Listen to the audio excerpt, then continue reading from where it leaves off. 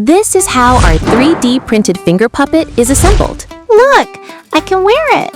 Designed for small fingers, no paint needed. Every color is a separate piece. First, we remove all printing supports. We join the two body sections. This is the key structural moment. We glue the muzzle. The pieces fit with precision. We add the pupils. Fits.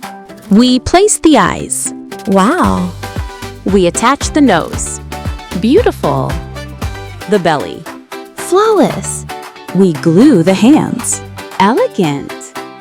We attach the ears.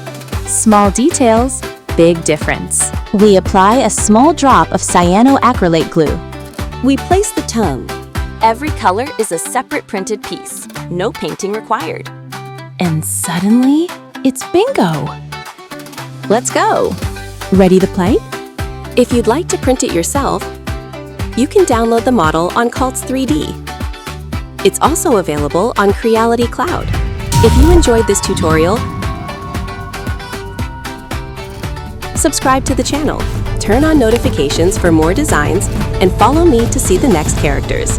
See you in the next project.